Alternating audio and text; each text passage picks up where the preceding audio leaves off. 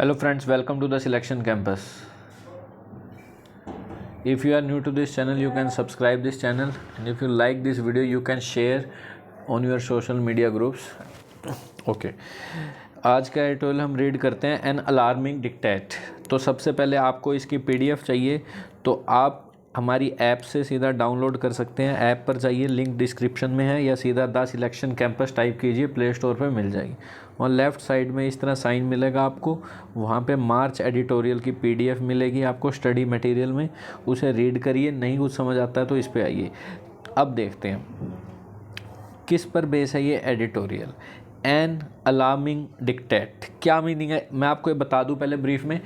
देखो, हरियाणा के ऊपर है ये सारा का सारा एडिटोरियल आज का। हरियाणा में क्या हुआ है, एक कानून पास किया गया है जिसके अंडर कह रहे हैं कि अब प्राइवेट जॉब में, गवर्नमेंट में नहीं कह रहे हैं, प्राइवेट जॉब में, क्योंकि वहाँ पे अनएम्प्लॉयमेंट बहुत ज़्यादा हो गया, तो प्राइवेट जॉब में कह रहे हैं 75% तक आप हरियाणा के बच्चों को ही लोगे।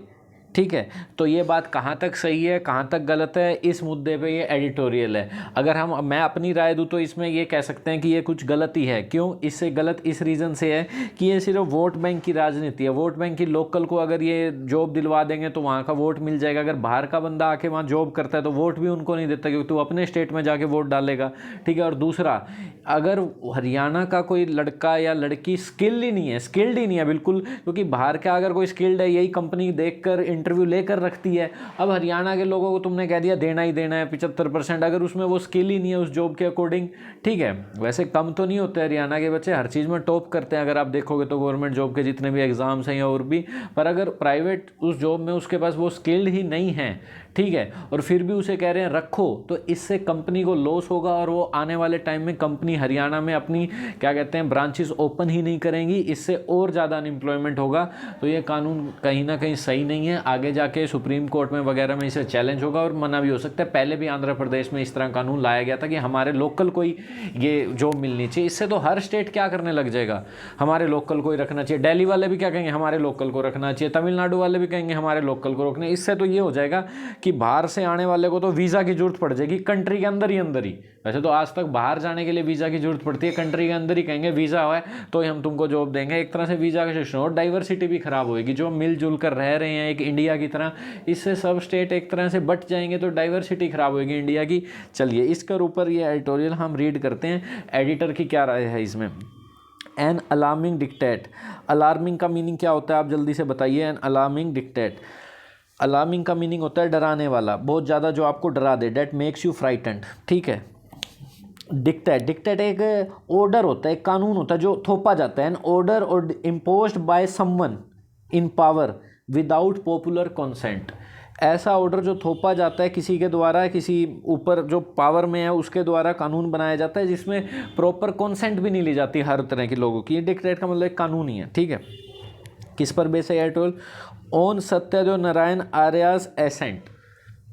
तो जो ये वहाँ के राज्यपाल हैं हरियाणा के, उन्होंने भी अपनी सहमति दे दिया। एसेंट का मतलब एग्री हो जाना। ठीक है, next, Haryana's new 75% jobs for locals law is a harbinger of doom. कह रहे हैं जो हरियाणा का न्यू 70% जॉब्स फॉर लोकल्स के लिए होनी चाहिए, ये जो कानून है एक तरह से हरबिंजर ऑफ डूम है। हरबिंजर का मतलब सिग्नल होता है, डूम का मतलब डिस्ट्रक्शन होता है। तो इससे क्या हो गया, a warning of bad things to come, एक ऐसा कानून है जिससे बहुत सी बुरी चीज़ें आ सकती हैं आने वाले टाइम में, एक वार्निंग है। ठीक है, कुछ बुरा हो सकता है।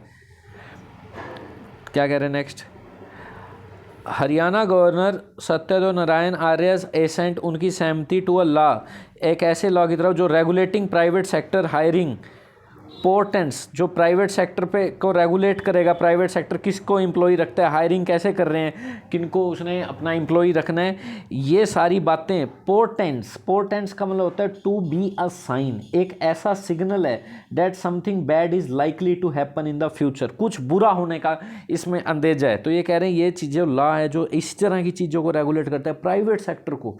ठीक है, प्राइवेट सेक्टर क्या होते हैं, जिसमें अच्छे एक्सपीरियंस है, स्किल है, उसे रखते हैं ताकि कंपनी ग्रो हो, तभी तो प्राइवेट सेक्टर वाले प्रॉफिट ज़्यादा कमाते हैं। ठीक है, तो ये कह रहे हैं ये चीज़ें उसको रेगुलेट करवाना किसी सरकार के द्वारा, प्राइवेट सेक्टर की हायरिंग को रेगुलेट करना, ये एक ऐसा सिग्नल है जिससे कुछ बुरा हो सकता है।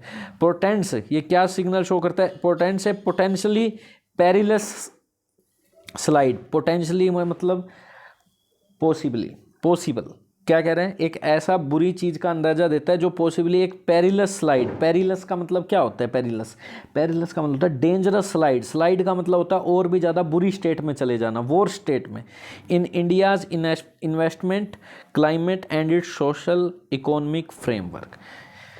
ठीक है, ये जो भी कह रहे हैं, ये जो लॉ रेगुलेट करना, ठीक है, पोर्टेंट्स का मतलब क्या होता है, possibility of bad things could be happen.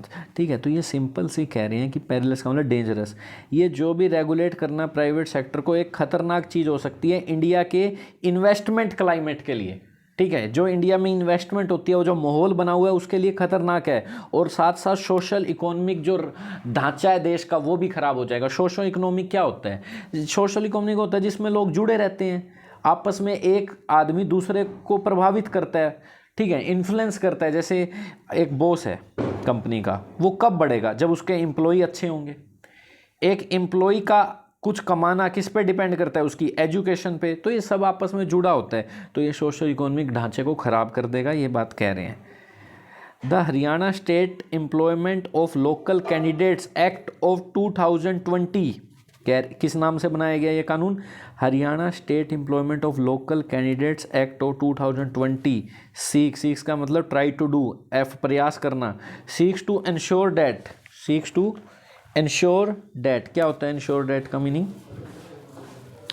Ensure का मतलब वही कुछ सुनिश्चित करना। ठीक है, सुनिश्चित करना मतलब आप इसे लिख सकते हो ऐसे इंग्लिश में, to make something certain to happen, कि ये होना ही होना है। ठीक है, इस बात को सुनिश्चित करता है ये जो कानून बनाया गया, that 75% of all jobs with gross monthly salary, gross का मतलब होता है कंप्लीट, जिसमें से कुछ भी नहीं कटा हो, gross monthly salaries of up to ₹50,000, ठीक है, up to ₹50,000 are provided to the state owns residents. तो कह रहे हैं जिसमें 50,000 तक की कंप्लीट सैलरी, जिसमें कुछ भी पीएफ वीएफ ना कटाओ, कंप्लीट 50,000 तक की सैलरी जो है, तो ये कह रहे हैं 75% वो जॉब्स वहाँ के लोकल्स को मिलनी चाहिए, ये कह रहा है ये कानून। ठीक है, ये सुनिश्चित करता है ये वाला कानून। द क्लेमर, क्या होता है क्लेमर का मतलब, क्लेमर का मतलब होता है आप जोर से कोई डिमांड कर रहे हो, the clamour a loud complaint about something or demand for something. For preserving का मतलब क्या होता है, to keep something as it is, preserving का मीनिंग होता है ऐसे ही रखना जैसा है कोई चीज़, प्रिजर्व करके रखना। तो कह रहे हैं ये जो डिमांड हो रही है किसी चीज़ के लिए, for preserving economic activity for sons of the soil,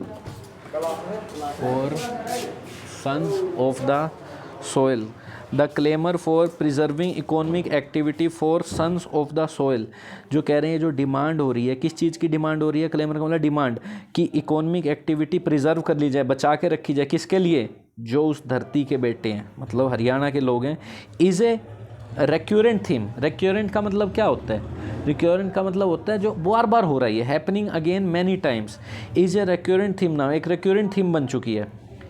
Andhra Pradesh had passed a similar law in 2019, Andhra Pradesh ने ये लॉ पहले 2019 में पास कर चुका था। And the Madhya Pradesh CM has promised, और एमपी के जो सीएम ने पहले ही प्रोमिस्ड कर चुके हैं, to reserve 70% private sector jobs, कि हम प्राइवेट सेक्टर में 70% अपने ही लोगों को देंगे। तो देखो ये पहले कई स्टेट ये कर चुके हैं दावा, ये सब बांट देंगे इंडिया को।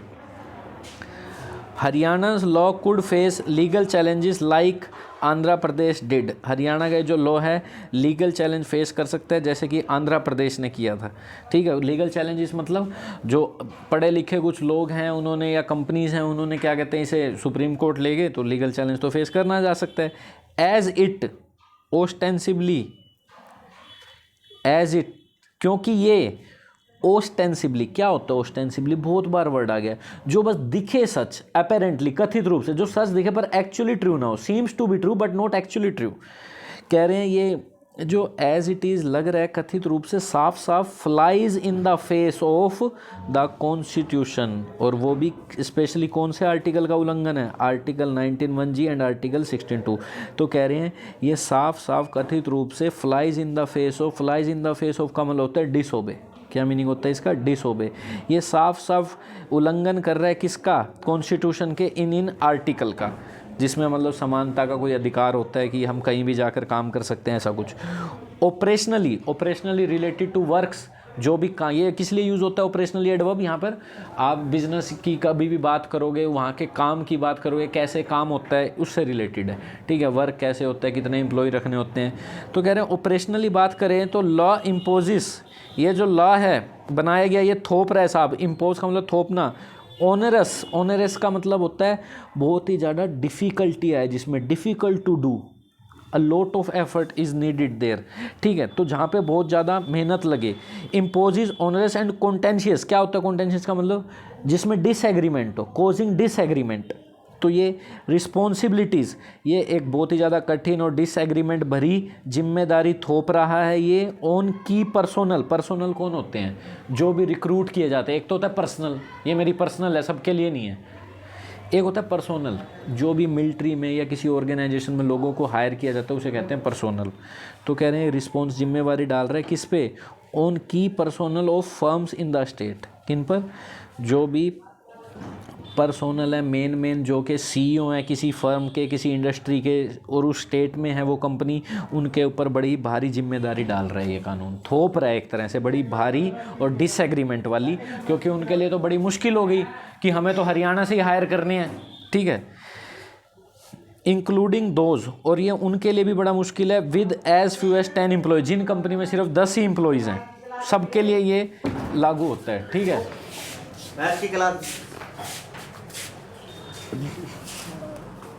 There are three critical action. There are three critical action points for, ये जो 3 इंपॉर्टेंट एक्शन है, points for business attach to severe monetary penalties for perceived non compliance.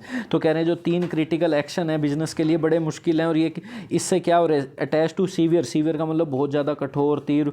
Monetary penalties, monetary policy क्या होता है? Related to money, तो इस money से related इन पर पेनल्टी लगाई जाएगी। परसीव्ड का मतलब होता है अवेयर, अगर आप अपनी अवेयरनेस के साथ नॉन कॉम्प्लायंस करते हो इसका, तो नॉन कॉम्प्लायंस का मतलब आप नहीं मानते हो, नॉट ओबे।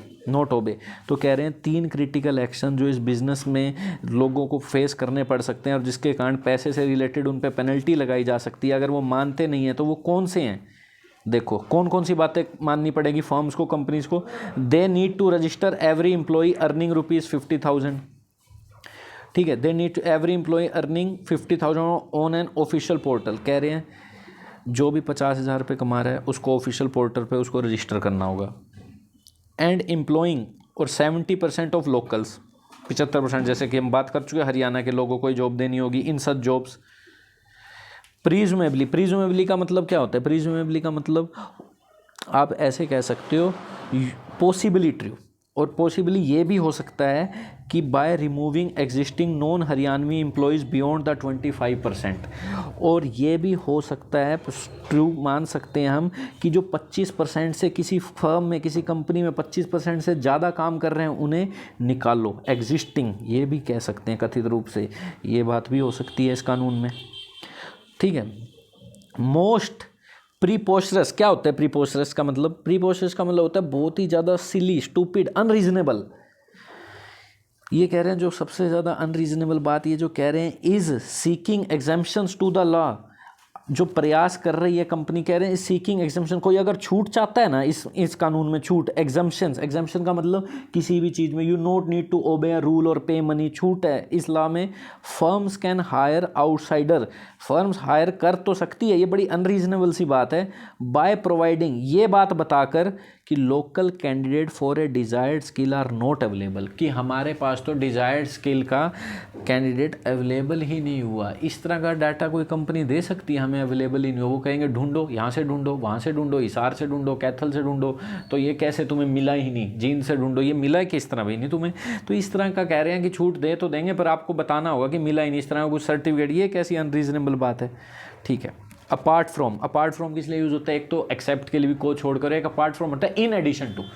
कह रहे हैं इन एडिशन टू, इसके अलावा अगर हम बात करें, बिसाइड्स भी कहते हैं जिसे, the power to enter firms permissions for inspections.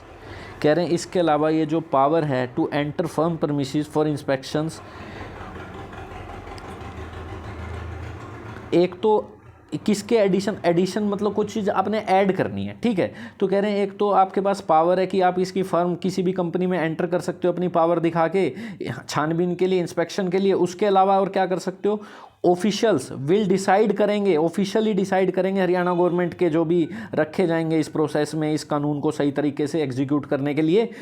If a firm can hire an outsider or should train local candidates instead, ये ऑफिशियल एक तो वो एंटर कर सकते हैं भाई कंपनी में इंस्पेक्शन के लिए, छानबीन के लिए आगे भाई उठकर, ठीक है, कंपनी अपना काम कर रही है, छानबीन के लिए उठकर आगे। ऊपर से ये कह रहे हैं ऑफिशियली डिसाइड करेंगे कि ये फर्म कैन हायर, की फर्म आउटसाइडर को हायर कर सकती है और उस या फिर लोकल कैंडिडेट्स को ही उसकी बजाय ट्रेन करना चाहिए, तो ये भी ऑफिशियल डिसाइड करेंगे, ठीक है। Instead till they become proficient enough, कब तक, जब तक कि वो प्रोफिशिएंट ना हो जाए। प्रोफिशिएंट का मीनिंग क्या होता है, प्रोफिशिएंट का मीनिंग सिर्फ इतना होता है एक्सपीरियंस्ड, स्किल्ड, ठीक है, जब तक उनमें वो रिक्वायर्ड स्किल ना आ जाए, ठीक है।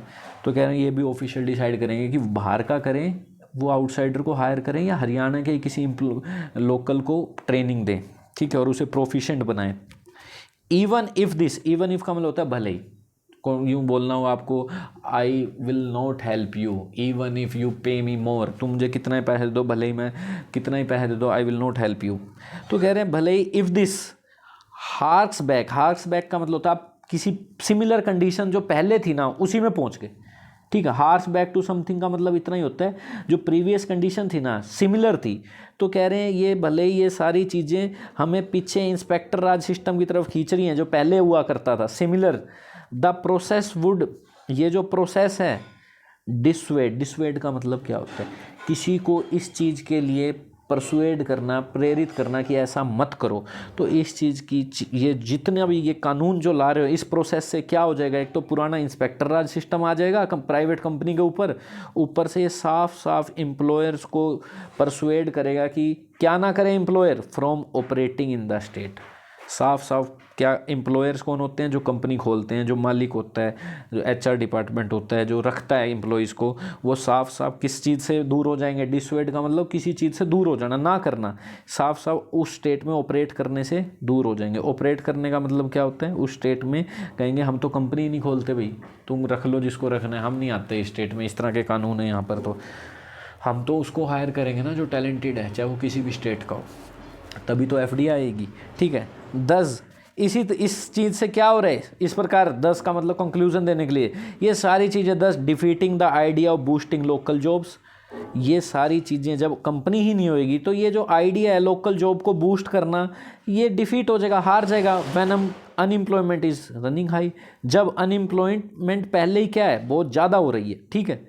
But this is not just about happening Haryana become a difficult, तो कह रहे हैं इस चीज़ से ना केवल ये होगा कि हैपनिंग हरियाणा एक हरियाणा का एक बना रखा है इन्होंने, क्या कहते हैं, थीम, जिसमें इन्वेस्टमेंट करते हैं फ़ॉरेन से आके कंपनीज़। तो कह रहे हैं इस चीज़ से ना केवल हैपनिंग हरियाणा जो तुमने थीम बनाई है become a difficult place to do business, ये एक डिफ़िकल्ट प्लेस बन जाएगा बिज़नेस करने के लिए, ठीक है, लोग आएंगे नहीं यहाँ पर।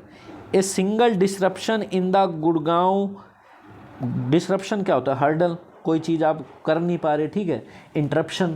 तो ये जो सिंगल डिसरप्शन गुड़गांव के बैक ऑफिस ऑपरेशन में, ग्लोबल फर्म मतलब जो एमएनसी कंपनी है, हर जगह उनकी एमएनसी होती है, मल्टीनेशनल कंपनी जिनकी हर जगह ऑफिस होते हैं। तो कह रहे हैं सिंगल इंस्ट्रप्शन किसी गुड़गांव के बैक ऑफिस में होगी, मतलब किसी कंपनी में ऑपरेशन में होगी, और the supply of auto components, और किसी ऑटो कंपोनेंट्स की मतलब जो भी चाहिए बनाने के लिए किसी कंपनी मैन्युफैक्चरिंग के लिए, उनकी सप्लाई रुक जाना, on account of because of the new law, ये सब बंद हो सकता है, ठीक है। Single disruption in the back office operation of a global firm or the supplies of auto company on account because of the new law, ठीक है। वुड बी डैमेजिंग, ये सारी चीज़ें कह रहे हैं, सप्लाई होना किसी कंपोनेंट का और किसी डिस्ट्रप्शन होना किस चीज़ में, बैक ऑफिस के ऑपरेशंस में, कि भाई आप कह रहे हो उसी को रखना है, ठीक है, ऑफिस मतलब ये काम नहीं कर पाएगी कि उनकी जो ब्रांच है गुड़गांव की, जो भी कंपनी ज़्यादातर गुड़गांव में है ना, और कह रहे हैं किसी डिस्ट्रप्शन किस चीज़ में होना, सप्लाई ऑफ ऑटो कंपोनेंट, जो भी वहाँ पे मशीनरी चाहिए, ऑन अकाउंट का मतलब होता है because of this new law, would be ये इस लॉ के कारण वुड बी डैमेजिंग, ये साफ साफ डैमेजिंग होगा India's already fragile reputation. Fragile का मतलब क्या होता है? फ्रेजाइल का मतलब बताइए जल्दी बोलो। फ्रेजाइल का मतलब बेटा इतना होता है, फ्रेजाइल मतलब जो ईजिली डैमेज हो सके। तो ये ऑलरेडी जो इंडिया की जो रेपुटेशन है वो पहले से ही डैमेज्ड है, तो ये इंडियाज़ ऑलरेडी फ्रेजाइल रेपुटेशन को और ज़्यादा ख़राब कर देगी। एज अ स्टेबल, कह रहे हैं एक second, as a stable trustworthy investment destination with a talented workforce. ठीक है, तो ये सिर्फ इतना सा बोल रहे हैं, इंडिया की ये डैमेज कर देगी किसको? इंडिया की ऑलरेडी जो फ्रेजाइल रेपुटेशन है as a stable trustworthy investment destination with a talented workforce, जहाँ पे कंपनी को एक क्या कहते हैं टैलेंटेड लोग चाहिए, ठीक है, स्टेबल इन्वायरमेंट चाहिए, ट्रस्टवर्दी इन्वेस्टमेंट तभी होगी ना। तो ये कह रहे हैं सब खराब हो जाएगा अगर इस तरह से हुआ तो। A possible investor exodus, exodus का मतलब क्या होता है? एक्सोडस, एक्सोडस असाइड का मतलब तो एक और हो जाओ, जैसे मैं दूंगा प्लीज सेट असाइड, एक और हो जाओ, ठीक है। एक्सोडस का मतलब a situation in which many people leave a place, एक साथ कई लोग, एक साथ बहुत से लोग छोड़ देते हैं किसी जगह को, तो कह रहे हैं इससे पॉसिबल इन्वेस्टर का एक्सोडस हो जाएगा। एक्सोडस का मतलब जो भी इन्वेस्ट करना चाहते हैं हरियाणा में वो करेंगे ही नहीं और वो भाग जाएंगे कहीं और चलते हैं भाई, यहाँ तो ये उल्टे सीधे कानून लगे हुए हैं, क्या काम करेंगे हम। A possible investor exodus aside, ये तो होगा ही। This runs counter, this run counter का मीनिंग क्या होता है? रन काउंटर का मतलब किसी चीज़ का अपोज होना। तो ये एक तो इन्वेस्टर चले जाएंगे और ये सारी चीज़ें अपोजिट है। किस चीज़ के अपोजिट है? रन काउंटर मतलब अपोजिट है किस चीज़ के? जो प्राइम मिनिस्टर बड़ी बड़ी बातें करते हैं, एक भारत श्रेष्ठ भारत। तो ये तो एक भारत रहा नहीं, सारे स्टेट अपने अपने कह रहे हैं हम तो इसको रखेंगे, हम अपने ही हरियाणा वाले को, राजस्थान वाले को हम अपने को, आंध्र प्रदेश वाले अपने में, ये कहाँ से एक भारत हुआ? And one nation one market slogans, तो ये तो इसी के अपोज है। रन काउंटर मतलब इसी इन स्लोगन्स के अपोज है। कहाँ हुआ one nation one market? Rising unemployment could spur more states to follow suit, तो कह रहे हैं बढ़ती हुई अनएम्प्लॉयमेंट क्या बढ़ा सकती है? स्पर का मीनिंग क्या होता है? To encourage an activity development.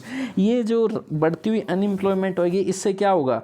Could spur more states to follow suit. Follow suit का मतलब इसी चीज़ को, इसी कानून को लगा देंगे, वो भी क्या कहते हैं, ये कुड स्पर मोर स्टेट्स, ये और स्टेट्स में भी एक क्या कहते हैं इनकरेज करेगा, और स्टेट्स को भी इनकरेज करेगा, बढ़ाएगा कि इस तरह की बातें फॉलो करो बढ़ती हुई अनएम्प्लॉयमेंट से, क्योंकि वोट चाहिए उनको तो, ठीक है, तो इसलिए वो कहेंगे हमारे स्टेट के ही लगने चाहिए ताकि वोट तो मिले उनका। And the logic could be extended, और ये जो लॉजिक है इसमें ये और बात भी ऐड कर सकते हैं, एक्सटेंड का मतलब ऐड कर सकते हैं, to internal capital flows next. Okay, तो ये कह रहे हैं इस चीज़ को भी एक्सटेंड कर सकते हैं। इन कैपिटल फ्लो क्या होता है? कैपिटल फ्लो होता है किसी भी स्टेट में, देश में पैसे का आना, ठीक है, पैसे का इनफ्लो होना, ठीक है, तो ये कैपिटल फ्लो होता है। एफडीआई आएगी, कंपनी अपना पैसा लाएगी और वहाँ से कुछ कमाएगी तो वो दोबारा उसे वहीं इन्वेस्ट करती है कि नहीं, ये सब कैपिटल इनफ्लो में आ जाता है, ठीक है। तो कह रहे हैं वो ये आगे लॉजिक ये भी दे सकते हैं कि भाई हमें तो कैपिटल फ्लो चाहिए, हमारे हरियाणा में कैपिटल का फ्लो चाहिए, पैसा अगर यहीं के लोगों को मिलेगा तो यहीं खर्च होगा, ठीक है, बाहर के लोगों को मिलेगा तो पैसा बाहर ले जाएंगे तो यहाँ पैसा ही नहीं घूमेगा। तो ये इसलिए कह रहे हैं पैसा फ्लो का भी इनका ये रीज़न है, क्योंकि बिहार सीएम ने पहले ही कह चुके हैं, बिहार के जो सीएम है Nitish Kumar has already pointed out that Bihar deposits into the banking system are not matched by the credit disbursals. वो क्या कह रहे हैं? बिहार का जो डिपॉजिट है ना बैंकिंग सिस्टम में वो मैच ही नहीं खा रहा क्रेडिट डिस्पर्सल्स इनटू द स्टेट, ठीक है। वो साफ साफ कह रहे हैं कि जितना हम लोगों में पैसा दे रहे हैं तनख्वाहों के रूप में, सैलरी के रूप में, उतना बैंकिंग में तो जमा ही नहीं हो रहा। इसका मतलब और स्टेट वाले अपने और किसी स्टेट के बैंक में पैसा डाल रहे हैं, ये इस बात का मतलब है, यही फ्लो का मतलब है, ठीक है, कैपिटल फ्लो का, कि भाई डिपॉजिट तो कम हो रहा है, क्रेडिट ज़्यादा हो रहा है। डिपॉजिट मतलब बैंकिंग सिस्टम में पैसा ही नहीं आ रहा वापस, और पैसा बट ज़्यादा रहा है, क्रेडिट ज़्यादा हो रहा है। इसका मतलब और किसी स्टेट के लोग पैसा कमा के ले जा रहे हैं बिहार से, ये यूँ बोल रहे हैं। तो अच्छा, ज़्यादातर बिहार के लोग बाहर से आके कहीं और कमाते हैं, इन्होंने बस यूँ कह दिया है कि यहाँ पे जो पैसा क्रेडिट ज़्यादा हो रहा है, प्लस में हो रहा है, पर डिपॉजिट कम हो रहा है। इसका मतलब सैलरी तो हम दे रहे हैं पर बैंकिंग में वापस नहीं आ रही, लोग जमा ही नहीं करा रहे, तो जा कहाँ रहा है पैसा, ठीक है। तो इसलिए कानून लाना पड़ रहा है कि कैपिटल का फ्लो होता रहे हमारे स्टेट में। It is time the centre dissuade such legislation. तो ये टाइम है सेंटर गवर्नमेंट के लिए इस कानून के लिए साफ मना कर दे, नॉट टू डू समथिंग। डिसुएड का मतलब मत करे, ये बचे इस चीज़ से, इस तरह के कानून से जो थ्रेट, जो साफ साफ खतरा है किसके लिए, to not only unleash. Unleash का मतलब होता है कोई ऐसी एक्टिविटी का शुरू हो जाना that can not be controlled, to begin an activity that can not be controlled. ये सारी चीज़ें ये साफ साफ which threaten to not only unleash, open कर देगा, क्या कर देगा, ओपन का मतलब शुरू कर देगा, ए शॉर्ट ऑफ का मतलब एक तरह का work visa, A type of work visa regime for Indians with in the country. ये एक तरह से वर्क वीज़ा, जैसे मैंने बात की थी शुरुआत में, वर्क वीज़ा ले कर कानून बना देगा एक तरह से कंट्री के अंदर ही। मतलब आपको हरियाणा से राजस्थान जाना है, एक तरह का वीज़ा चाहिए आपको। हरियाणा से कश्मीर में काम करना है तो एक तरह का वीज़ा चाहिए। जैसे वीज़ा तो हमें और कंट्री में जाने के लिए चाहिए, एक तरह का बना ही देगा, क्योंकि सारे स्टेट अपनी दीवार बना लेंगे, हम तो हरियाणा के रखेंगे, हम राजस्थान वाले हम राजस्थान में रखेंगे, तो इससे ये होगा ही होगा, ठीक है। बट ऑल्सो, तो इस तरह का डिज़ाइन तो बना ही देगा, बट ऑल्सो डैमेज, ये और ख़राब कर देगा क्रूशियल वर्क प्लेस डाइवर्सिटी। जो इंपॉर्टेंट वर्क प्लेस की डाइवर्सिटी है वो भी ख़राब कर देगा। डाइवर्सिटी का मतलब विविधता, जिसमें बहुत से अलग अलग कास्ट के, अलग अलग स्टेट के, रिलीजन के लोग साथ रह के मिलकर काम करते हैं, तो ये भी ख़राब कर देगा। इमोबिलाइजिंग, क्या होता है इमोबिलाइजिंग? इमोबिलाइज का मतलब होता है मूव मत करना। मोबिलाइजेशन क्या होता है? किसी आर्मी के टैंक वगैरह मूव करना, लोगों का मूवमेंट। तो कह रहे हैं ये मूवमेंट ही नहीं होगा। इमोबिलाइज नॉट, क्या होता है, टू प्रिवेंट समबडी और समथिंग फ्रॉम मूव, ठीक है। मूविंग कह सकते हो आप इसमें। इमोबिलाइज, कोई मूव ही नहीं कर रहा इधर से उधर, वहीं अपने स्टेट में ही रुक गए। इमोबिलाइजिंग ए मच वांटेड का मतलब young work force. Much wanted का मतलब होता है जिसका बार बार प्रशंसा की जाए, जिसको रिक्वायरमेंट हो ऐसे प्रशंसनीय यंग वर्क फोर्स की, उनका इमोबिलाइज हो जाना, मूव ही मत करना टैलेंटेड लोगों का। मच वांटेड का मतलब होता है जो praise too frequently, more than, ठीक है, ज़्यादा ही उसकी प्रशंसा करना। Young work force and rupturing the social fabric. Rupturing का मतलब होता है एक्सप्लॉइट, ब्रेक, और ये एक सोशल फैब्रिक, सोशल धागा, सोशल ताना बाना को भी तोड़ देगा। सोशल फैब्रिक क्या होता है? Relationship, connection with one another, जो हर एक में कनेक्शन बनाता है एक दूसरे से। हम एक दूसरे के स्टेट में जाते हैं, लोगों को, वहाँ के लोगों का सीखते हैं क्या क्या उनके रीति रिवाज हैं, ये सब बातें सीखते हैं। ये सोशल ताने वाने को ख़राब कर देगा। इधर से उधर लोग ही नहीं जाएंगे तो ना हम किसी की लैंग्वेज सीखेंगे, ना उनके कल्चर सीखेंगे, ठीक है। तो ये सारी चीज़ें बता रहे हैं कि ये सारी चीज़ें ब्रेक कर देगा। रप्चरिंग मतलब ब्रेक कर देगा सोशल फैब्रिक का। विद दिस पुश फॉर इंसुलेटरी, जो ये पुश है, जो ये काम कर रहे हो फॉर इंसुलेटरी। फॉर इंसुलेटरी का मतलब क्या होता है? इंसुलेटरी तो वो होता है किसी को प्रिवेंट करना, जैसे तार वगैरह ना जल जाए, है इंसुलैरिटी, ठीक है। इंसुलैरिटी का मीनिंग क्या होता है?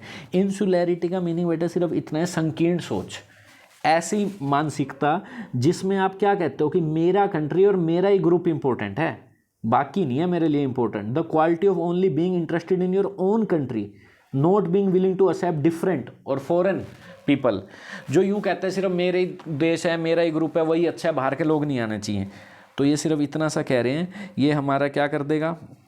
जो प्रशंसा के लायक यंग वर्क फोर्स है, एक्सपीरियंस वर्क फोर्स हैं, उन्हें इमोबिलाइज कर देगा। और ये हमारा सोशल ताना बना, जो मूवमेंट, सोशल हम एक दूसरे से जुड़े हुए हैं, हमारे कल्चर्स वगैरह, ये जो है इन्हें ब्रेक कर देगा विद दिस पुश फॉर इंसुलैरिटी।